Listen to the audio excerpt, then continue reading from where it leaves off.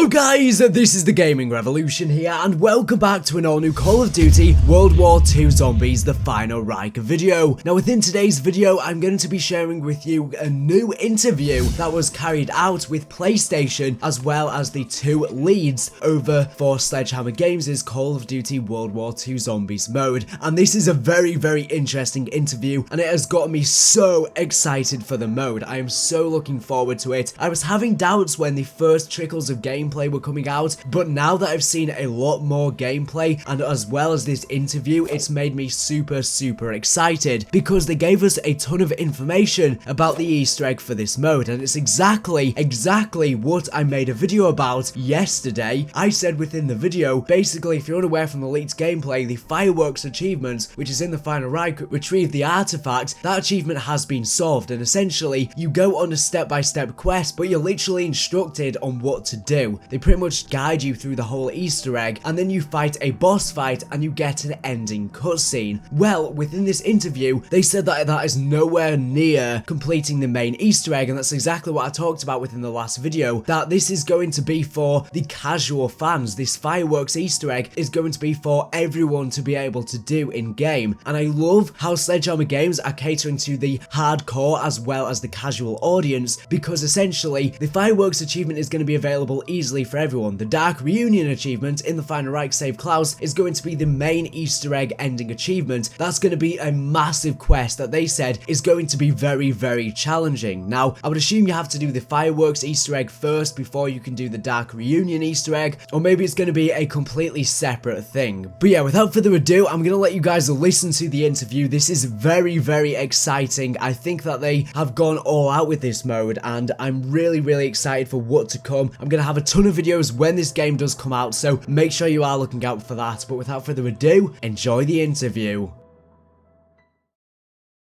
Hey guys, I'm Sid with PlayStation, and I'm here at Sledgehammer Games getting ready for Call of Duty World War II, and I'm joined by, well, I'll just let you guys introduce yourselves. I'm Cameron Dayton. I'm the creative director for the team. John Horsley, development director. So tell me a bit about the vision behind Call of Duty World War II Zombies. I mean, what was the guiding light on this game? It felt like the time was right for something that really got into the horror aspects, that really got into the dark, twisted things that you could imagine going on in the shadows in this time of history.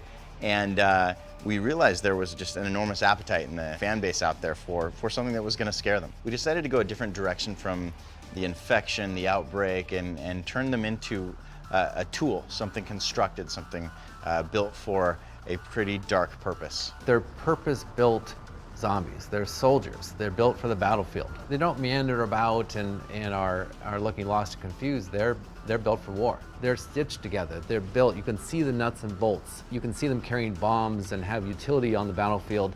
So they feel much more understood and grounded in this World War II lore that populates the entire game. So pretend I've never heard of Call of Duty Zombies, right? It's been around for years. Pretend I've never heard of it though. What's the elevator pitch? It's World War II. You're sent on a mission to recover some lost art and come across this insidious Nazi plan to animate the dead. And as you're playing through this dark horror story, waves and waves of these zombies are coming at you. So it's kind of a survival game, but it's a survival game with layers. As you move through different parts of the level and survive stronger and faster waves of these zombies, more clues and elements, and I guess you could say chapters of the story are unraveled. And so there's this awesome aspirational sense of like, well, I'm getting more story, I'm getting better weapons, I'm getting cooler tidbits as I survive longer and longer. And then the big part is the co-op element. The fact that you do better, you can go further if you've got a bunch of players with you, if you've got your team with you, and you're able to work in concert with each other. The death of the old world. And the whole game really is structured around building tension, building fear, putting players at risk and jeopardy, and then shocking them with a jump scare or something that really does generate that same kind of hair-raising stuff that you see in a really good horror film. You keep talking about this horror element, which, you know, as a huge horror fan myself, I'm intrigued by that.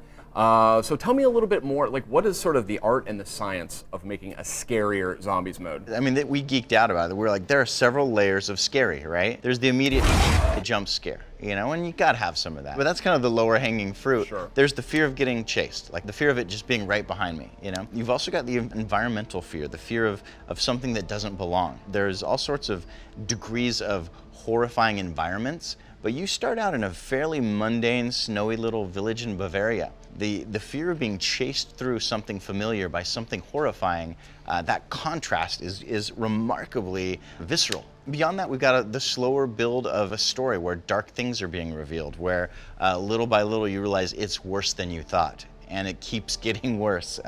So making sure it just had the right little bit of everything has been a fun thing to plug into both the narrative elements, but also into the algorithms that we have running in the software. You know, how many times are you going to see a jump scare, and what is the perfect mix of that with getting chased and the growing violence from the undead behind you? It's a lot of fun.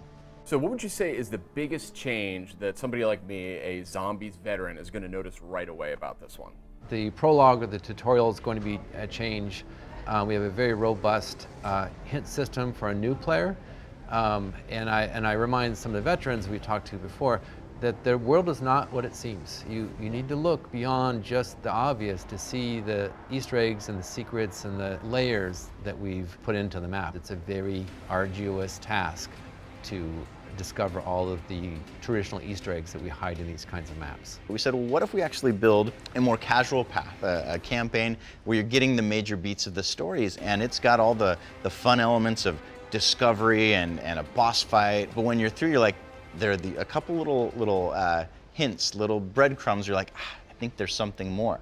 And so it's on top of that casual path. We've got what's more of kind of our hardcore path, where you dig deeper into the story and you're looking for these clues and you're listening and looking for the slightest movements, and the story just gets more twisted. And you find all sorts of amazing new weapons, and we've decided that canonically the hardcore is the official story, but you get a reward even if you're not willing to spend the arduous amount of legwork and brain work to get into that. Have we mentioned scary? It's also like way scary. I don't know if we said that. But. So I am a huge fan of the Call of Duty Zombies modes. I've played every single one for way too many hours. So a lot of things you guys are saying are really perking my ears up. Tell me a little bit about how returning to World War II, that time and place, which I think a lot of people are very passionate about. There's a lot of excitement around that for this game. Tell me how that's going to revitalize and reinvigorate the Zombies mode here. By tying it into there was a secretive side of the SS called the Ahnenerbe.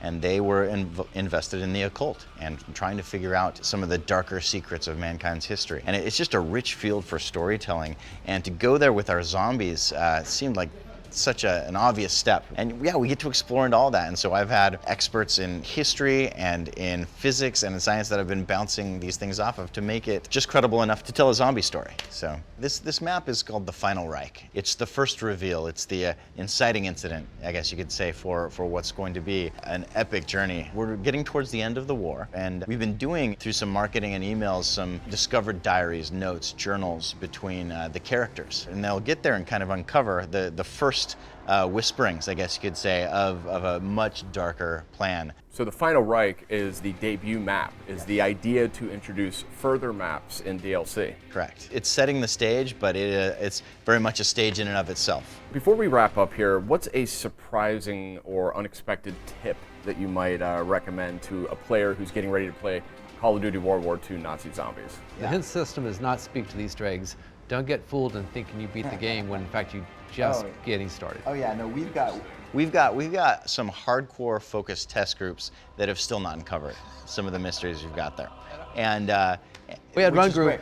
We had one group tell us they finished it, and we're like, "No, you actually did nothing." And they're like, no, it was the best news ever to hear this hardcore group of players say, "Oh, we finished this. It's actually not that hard." We're like, "Yes, yeah."